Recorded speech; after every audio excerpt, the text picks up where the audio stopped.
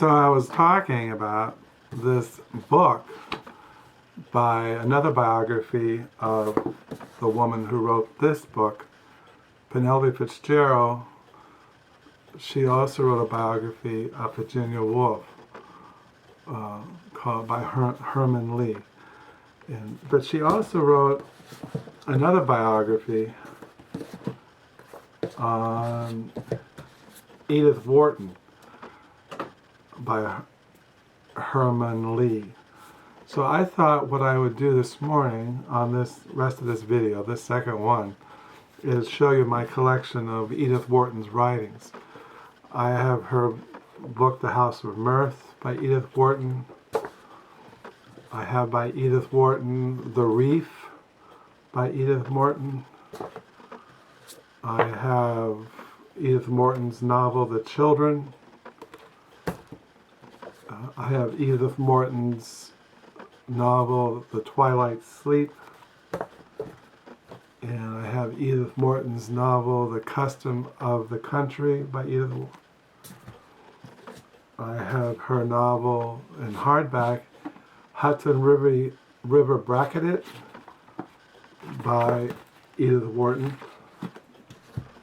I also have an autobiography written by Edith Wharton called A Backward Glance by Edith Wharton. And I have her book, The Age of Innocence by Edith Wharton. That's what I have. I have two other books by her that I forgot to bring in here. But I have a book of hers, an Edith Wharton reader, and I also have a book of hers about her, a study of her experience of the First World War. She lived over in Paris or England during the First World War, and this is a book about her experience of that. So yeah, I collect all kinds of books. I have a huge Virginia Woolf collection that I will show someday. I just started collecting her writings, Penelope Fitzgerald. I just ordered a novel of hers in the mail come this week. I like to read The Blue Flower, but like I said, there's all kinds of books to read, and one thing else is that when you come to reading books, and you talk about reviews and recommending books, one thing I always take in consideration is that when you recommend a book, as a Christian, you think about its ethnical teachings or what the lifestyle it sets forth, and do you want to promote those kinds of ideas in people when you give them a book or novel? And so I'm always kind of torn, because as a Christian, you don't want to corrupt people's minds. You don't want to be a bad witness. You don't want to be a stumbling block. You don't want to, come off double-minded, but you want to come off, well, I want to be sincere. I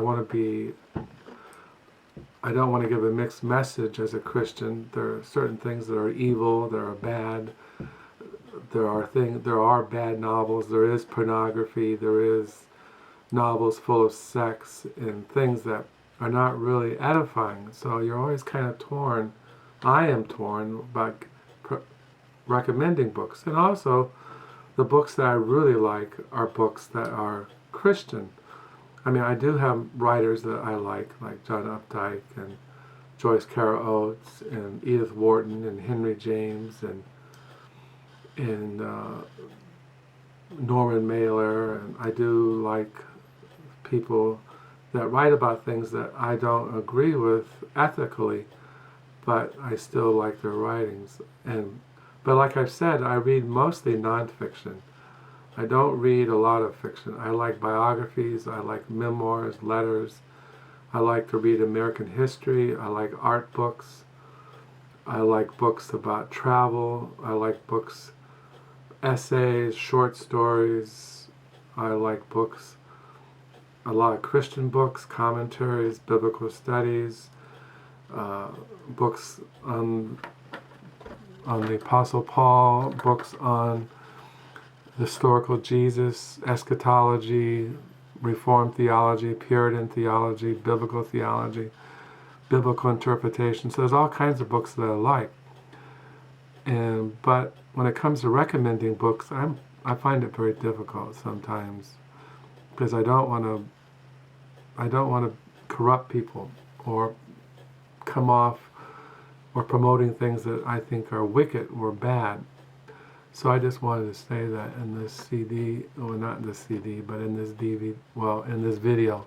So I'm going to close. This one seems to be running. I think the last video cut short because the batteries were going dead. But I put new batteries in here.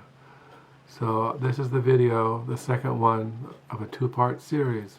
So have a good week. Bye.